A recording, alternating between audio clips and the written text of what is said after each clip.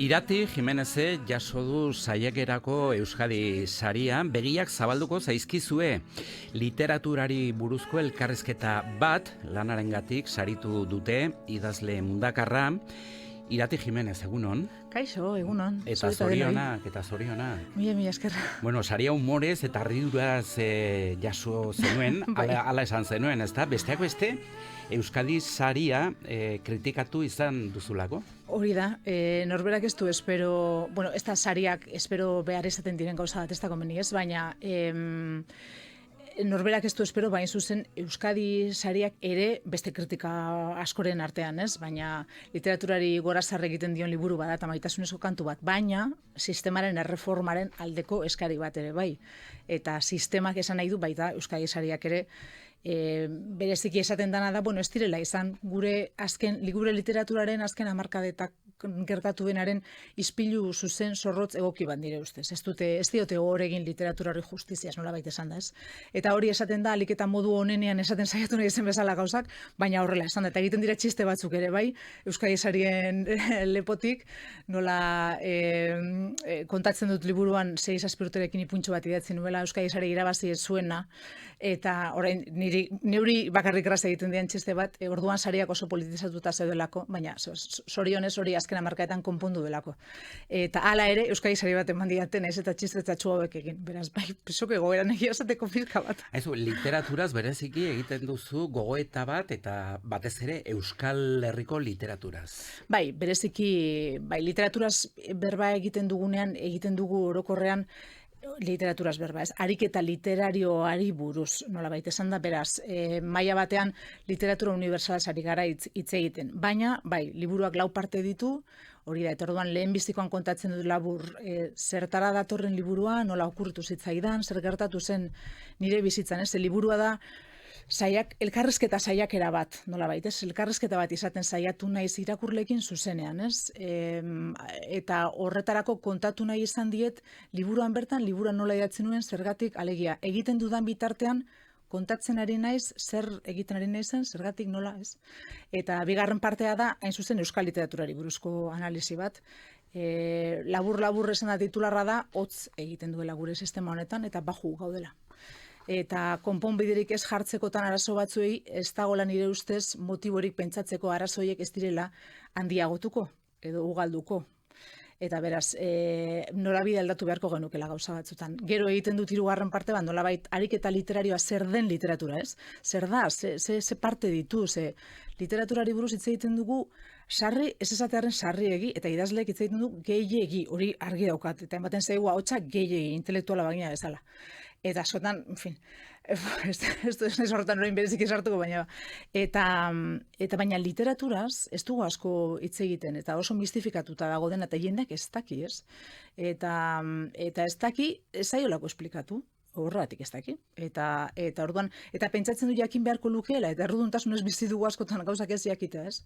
Eta azken partean egiten dut nolabait esatearren horiak egin gustatu zitzaiana, sistema honi ze gauzak egingo lioketen askotan aipatzen ez ditugunak, umorea esate baterako, ez? Ez bakarri sistema honi orokorrean egingo likuke pentsatzen dut, eta kooperazioa, eta askatasuna, eta geure arteko tratu ona berezeki. Eta hori dira 4 parte nagusiak. Aizu, dena den, hitz gogorrak erabili dituzu, ezta? Liburu honetan, kanguruen arteko boxeoan ibiltzen gara, literaturaren inguruan ari garenak, elkarri mokoka sarritan, kooperazio falta dago gure artean, eta zuk esan duzuna, oraintxe bertan, literatura hotza izaten dela. Bai, serio, bueno, ez daukagu literatur tradizioan ezin dugu konparatu, esan dezagun, adibidez, Inglaterrako anglosajoen literaturarekin. Esan dezagun, esatearren gauza bat oso evidentea, eta eraberan pizkat igual kirtenkeri bat ere badena. Ez dugu zertan gure burua ezerekin konparatu behar. Ulertzekoa da, zergaitik ez dugun esan idatzizko, tradizio, zabal, oparo bat. Hori perfectamente ulertzen da geure historiari begiratuta, ez dugu izan, ez da euskararen batasun bat duela 4 egun arte, beraz, eta oraindik ere in progress daukagu kontu hori, beraz, normala da, ez? Izan gara metalgintzako langile zoragarriak, munduko lehenak ere bagara horretan oraindik, lehenetarikoak, eta izan gara herri kantari bat, eta barduen herri bat, eta literatura oral oso zabala eta aberatzea izan duen herri bat, ezta? Beraz, horraino, perfectamente, askotan akomplejatuta egoten garelako. Orain, behin geurera etorrita, daukagu nik uste dut akomplejatuta jarraitzen dugula maila handi batean, eta sartzen garela literaturara, euskaldunok eralako zea gara, ezta? Azteko serioegi, ez? Importantzia handia emanez geure gure, zurrundu egiten gara berehala euskaldunok. Alakoa gara, ez gara precisamente diskoteketan dantza gehien egiten dugun herri bat, ez gara esan berezik, ez? Orduan, Josepan Aldamez Etxeberriak esan zuen bezala, guatxafita pizka falta zaigu, alegia. Eta zurrundu egiten gara, eta uste dugu literaturan zerbait daukagula frogatzeko geure buruari. Eta horrek ere uste dut ez digula ona hundirik egiten. Eta literaturaren ikuspuntu oso mugatu batekin funtzionatzen du gehiegitan bereziki, ez horren beste irakurlek, baizik eta akademiak oro har, unibertsitateak oro har, eta sistema kritikoak oro har, ez? Oso astapenetan dagoen ezer esatearen, hasi baldin bada gure sistema kritikoak. Eta literatura beste zerbait izan beharko litzateke, pozagoa, malguagoa, zoriontsuagoa, zorionekoagoa. Eta egiten ditugu irakurleak beste horrek asko kezkatzen nau, etengabe gaizki tratatzen ditugu, eta geure artean ere gaizki tratatu. Bi adibide ematearren, irakurla gaizki tratatzea zer da? Ba, esate baterako, ze asumituta dagoen, eta ze normal esaten den liburu bat, asko saldu bada, asko irakurri bada, esan nahi da, ze saldu esaten nahi zitxuzi bat bezala. Asko saldu bada, orduan liburu itxarra dela. Hori normalizatuta dago guztiz. Zergatik idazle batzuk nahi duten pentsatu hau, irutzet evidentea, baina hori ezin dugu horrela asumitu, horrek esan nahiko luke personak ergela direla horroar, eta geure persona gara, beraz, hemen edo dena gara ergelak edo inor ez da, ez?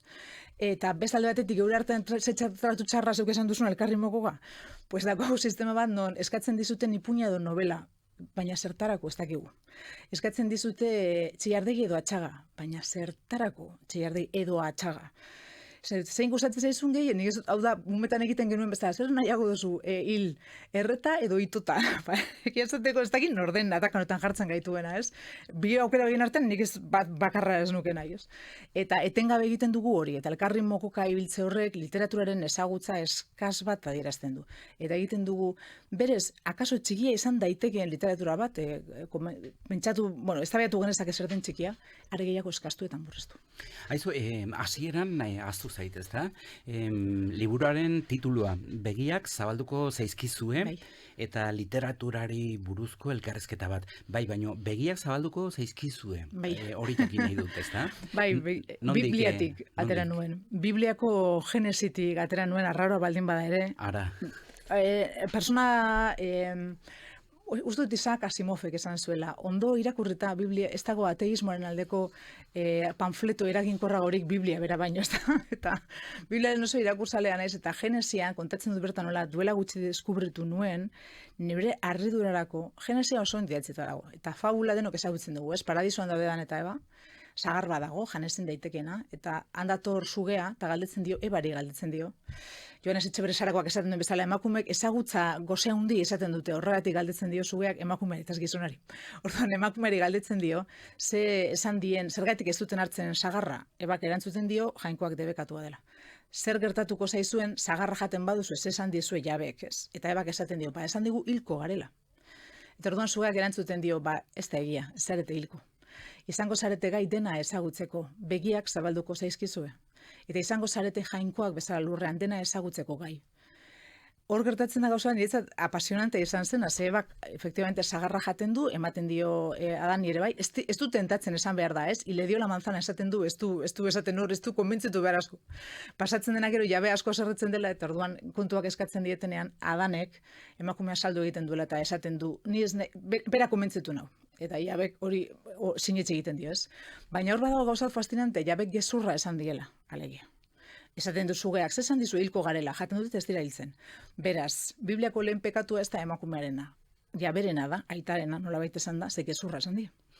Ezu, gero esaten duzu euskal literatura misoginoa dela. Euskal literatura izan da tradizionalki, hor egon dira aldaketa batzuk oso kontutan hartu beharrekoak, ze aldaketak ez baitu aitortzen, ez diegu hor egiten aldaketa horiek posible egin dituzten personei. Beraz, aldaketak egon dira zorionekoak. Eta bazen garaia. Baina izan dugu oso literatura misogino bat, eta oraindik eta arenez ja, emakumeak ez gaizki tratatu dituen gaituen literatura bat, oso normalizatuta izan dugu, oso gauza itxusiak esatea emakumei buruz. Baina, ez bakarrik hori. Testuetan, eta hori da importanta literatura hitz egiterakoan, testuetan askotan agertzen da misoginia latz bat. Haragiari uko egiten dion literatura bat egiteaz aparte, egin dugu literatura bat askotan, non ideiak importantea diren eta alde emozional, psikologiko, sensorial guztia desagertuta dagoen, non amak adibidez amen figurak oso problematizatuak dauden, naiz eta aiten figurak diren testuan bertan problematikoak, baina ez daude seinalatuta. Eta hori baino ez bakarri misoginoa, baizik eta matxista zentzurik patriarkala zentzu sakon batean, bere salbuespen guztiekin, ez da? Patriarkala esaten duen esan nahi dut, ez da bakarrik emakume hori tratu txarra eman zaigula. Eta ematen zaigula oraindik, elkarri ematen digu tratu txarra. Eta feminismo humanismo bada. Eta feminismoaren lehenbiziko arauan nik esango nuke elkarri ondo gauzak ondo esatea dela. Eta ondo tratatzea. Eta idazleak esan da, ez dut uste asko denik eskatzea elkarri ondo gauzak esatea. Irakurtzen dituzu iraganeko kritikak, ez? Eta dira, norbera, tristetzeko modukoak. Elkarri mokokak gutxi da esatea, ez? Bataia bat denbora guztian. Eta giro horretan, elkarri maiukadaka, nahiz eta nik abestia, maidudan ez horretaraino, baina elkarri maiukadaka, ezin da idatzi. Oso gutxi sortu daiteke giro horretan. Atera berzara plazara giro horretan. Jakinda, honeko gotekoa emango dizula, arek irainduko zaituela, eta giro hori ez da ona sorkuntzarentzako. Askotan esaten dugu, eta entzuten da, kritika behar dugu. Ez nago kontra, baina tratu ona, sormena behar dugu, eta nik ez dut uste sormena egoera honen dagoenik. Bueno, gauzak ez daude ongi, baino ez daude erabat galduta. Hori ere azpimarratzen duzu. Bai. Bestela ez nuen ez da liburu idatziko ere zertarako, ez inolaz ere. Erdibrometan, baina benetan esaten dut liburuan, hemen daudela, ez izutzeko inoz, hemen daude bi aukera esan dezagun nagusiki, ez? Edo ez daukat arrazoirik esaten dudanen sistema baju dagoela, eman dezagun ez dagoela, nik aipatzen dituan problema sistemikoak ez direla existitzen, ez? Kasu horretan, perfecto, ekibokatu naiz, eta hobeto, ez? Denontzako. Edo badaude, eta orduan konpongarria dira.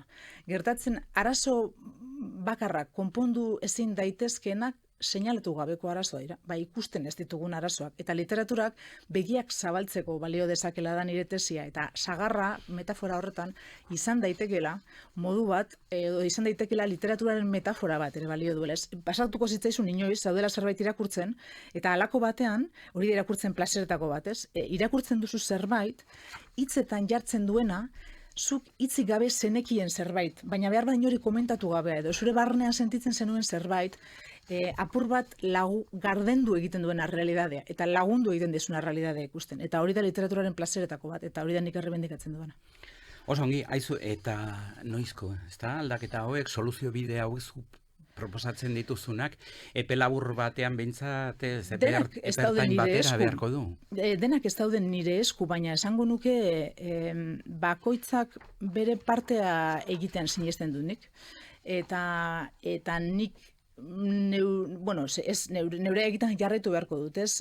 Liburu hau idaztere bazen parte bat egitea, ze gauza batzuk ezin duzu itxaron nolabait esan da beste gauza batzuk esan arte, ez? Zeuk esan behar dituzu, saiatu naiz gauza haiek ausardiaz esaten, ze askotan esan dugu elkarri mokoka ez dut uste merito askori duenik idazle veterano batek hasi berriekin sartzea.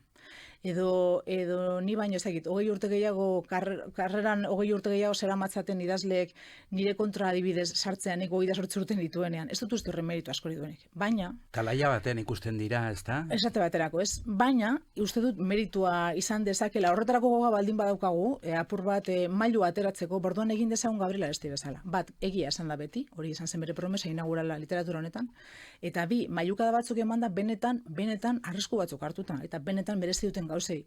Nik liburuan esaten dut ez nagoela ados Euskaltzaindia draman norabidearekin, eta beste adostasun bat behar dugula, eta irakurleen, iztunen subirautza errespetatzen duen akademia bat, ez dut uste hor gaudenik. Unibertsitateak ez dut uste bere lana egiten ari denik ikerketarik dagokionez eta ezagutzaren zabalkundeari dagokionez. Euskal literatura ia investigatu gabe dago.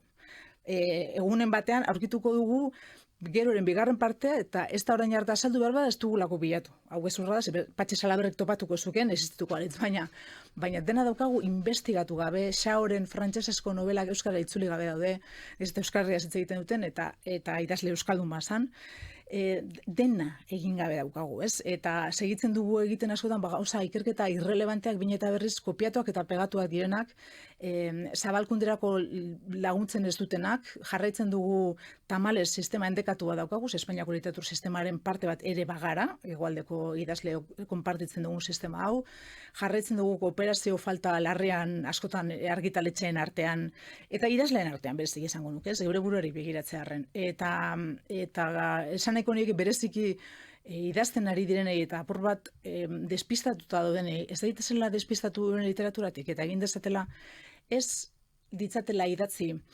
ustez idatzi behar dituzten liburuak, zer egiten galdetzen zaigu, ez? Zer garen idazten, idatzi ditzatela irakurri nahiko lituzketen liburuak. Eta nire problema nagusia edo kezka nagusia esan irakurle galtzen ari garela. Eta irakurleak galtzen dituen literatura bat gainbera doala, hori ez dago esan beharrik. Eta bilatu ditzakegu errudun asko, eta bilatzen ditugu, eta seguru batzuk izango direla.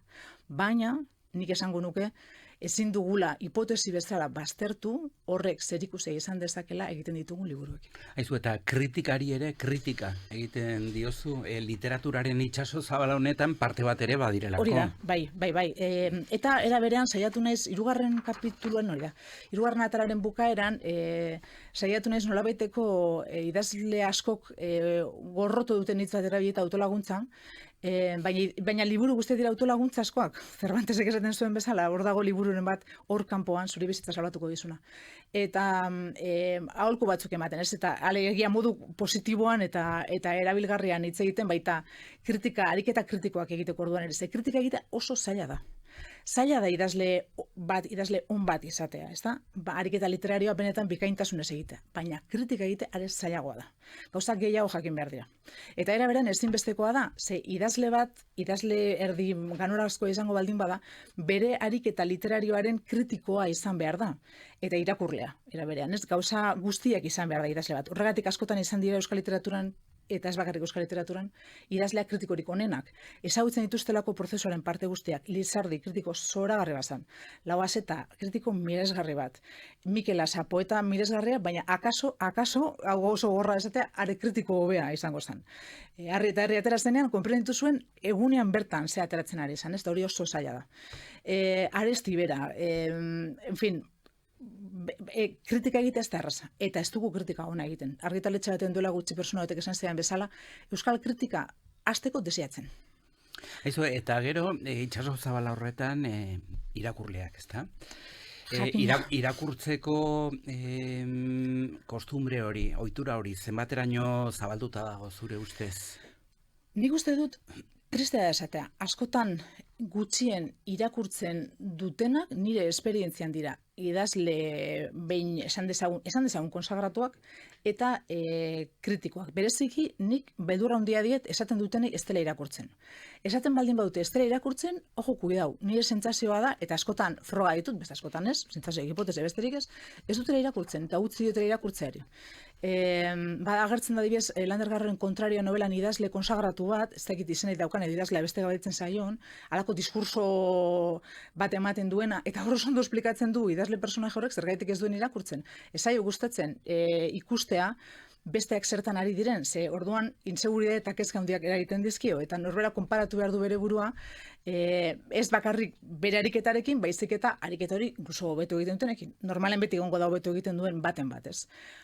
Komeni eta horrek bere konfiantza guztia izorratu egiten du. Beraz, jendeak irakurtzen du, eta ere gehiago esango dizut. Irakurri nahi du, baina badira benetan irakurtzeko moduko liburuak, egiten dira liburuak belarriarentzako, egiten dira liburuak pentsatuta irakurriak izateko, norberak egin dezake nahi duena hori, ez dut nik esan behar, ze hori, en fin, desagradabla nintzateke nik esan behar izatea, ze horrek esan nahiko luke norbaitek baimen hori kendu aldizula, eta inork ezin dizu kendu.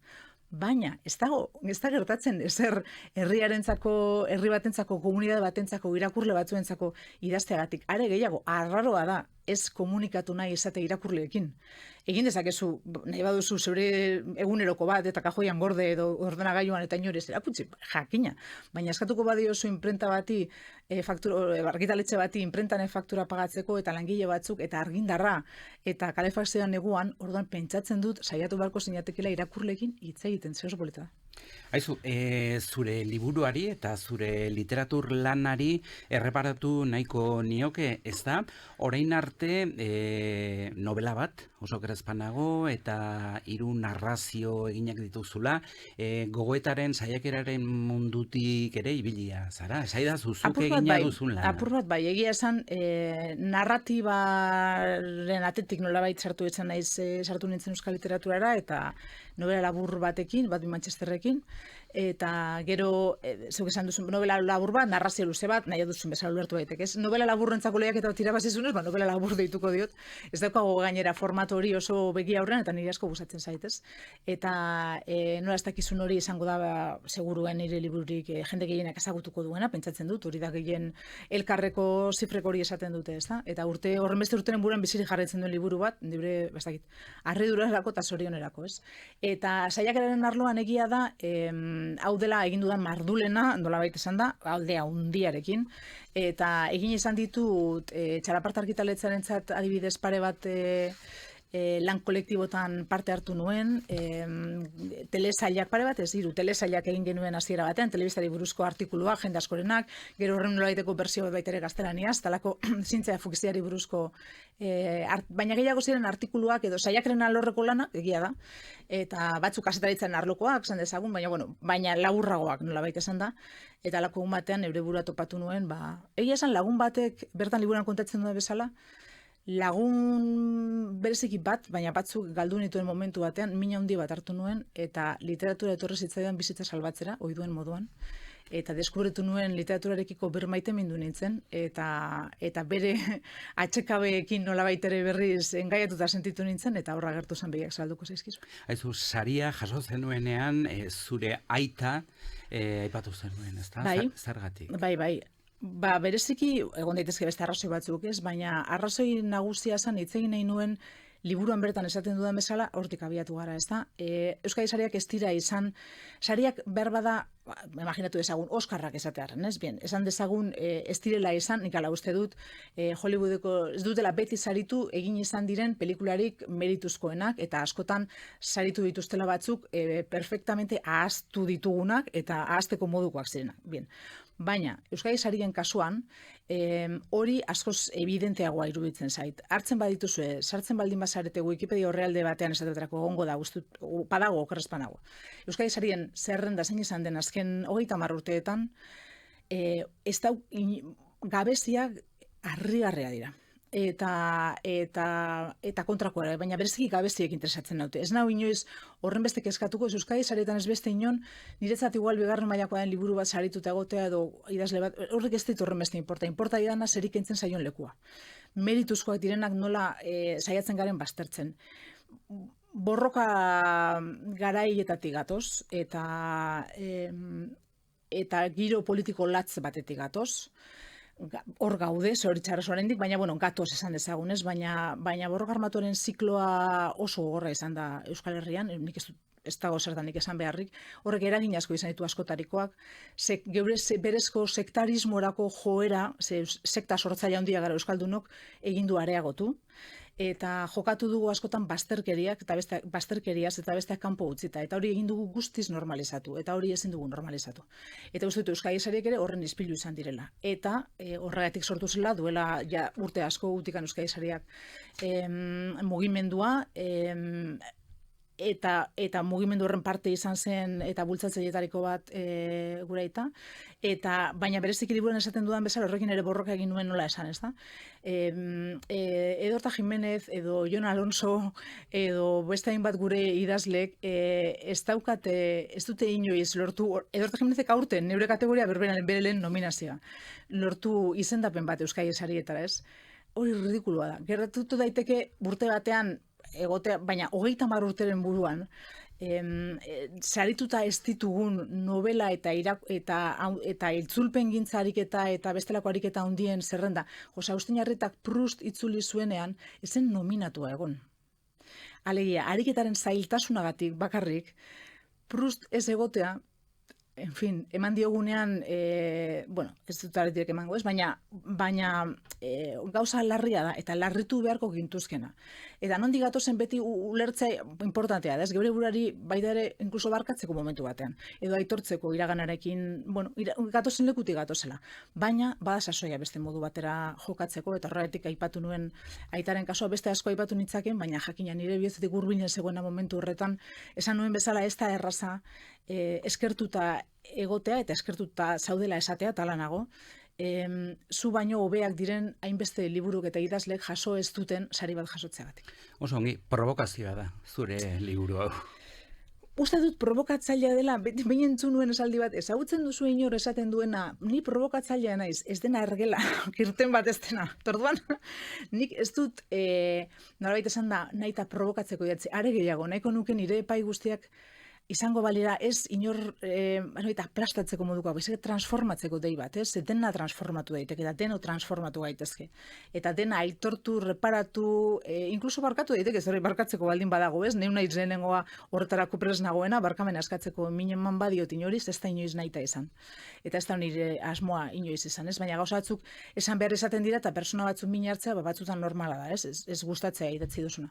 Eta niri ere pasatu izan zen neurekin, eta alderantzez ere bai. Eta beraz, ez dut provokatzeko idatzi, baina idatzi dut jakinda provokazio maila bat. Horrela ulertuko zutela gatekeeper batzuk eta sistemaren parte handi batek, asmoa ez da izan provokatzea. Idatzi dut egia esan, irakurlei esateko askotan, irakurri dutela liburu bat ez zaila gustatu, eta pentsatu dutela gustatu zaiela. Eta orduan, irakur dezaten begiak zabalik, ze Cervantesek horrete dau Kisote portadan. Cervantesek Kisoteren hitzaurrean, prentsarokoan esan behar duen, hitzaurrean esaten du, irakurtzen duzunean liburu bat, ez diozu inorik kasorik egin, erabakitzeko ze iritzi duzun liburu horri buruz. Idazleari gutxiago, ze idazlea da, aita ama bat bezala bere haurtsoa iruditzen zaiona, munduko politena naiz eta ez esan, ez diozu kasurik egin bere liburuari buruz esaten dizunez. Eta berak esaten du, liburan hor barruan zuzara jaunta jabe, hobetonik baino, ez? Que tienes tu alma en tu cuerpo y tu libre albedrío y que estás en tu casa, como el más pintado. Ara, begiak zabalduko zaizkizue, zure liburua, Euskadi saria jaso duena, eta zorionak beste behin, eta pesatzen dut planeta sarian bezain beste diru, etzenuela jasoko. Eta Nobel sarian bezain beste diru, ez planeta, begira, hor asko hitz egiten da idazle gehiegi, nolabait izan da, asko saltzen duten liburuei buruz, kezka handi bat askotan ikusten dutez, eta idazle salduei buruz ez dut ikusten kezkarik, liburuan aipatzen duan hitz joku bat hartzearren, eta ez da planetan ez dakiz ema den orain, 50 milioi peseta ziren, ez? Milioi eta erdi. Milioi eta erdi euro. Bai. Milioi eta erdi milioi. Bale. Egia esan, planeta ditzen diote euren buruari, ez dute alako espainolismoaren korroka bat irudi beste zer baino gehiago, ez? Baina ez da planeta. 18.000 euro dira Euskadi saria, ze gauza hauek esan beharko lirateke, eta beste 4.000 euro daude itzulpengintza edo inork itzultzeko asmorik balu, beste hizkuntza batera. Orduan beste sariaren beste parte bat nolabait banatu daiteke. Bueno, Cancúnera viajetxo bat egiteko aukera izanen duzu Irati Jimenez, mila esker. Mila esker zeberi, gero arte. 1, 2, 3, 4! Metrópoli Forala, Euskal Herria irratian.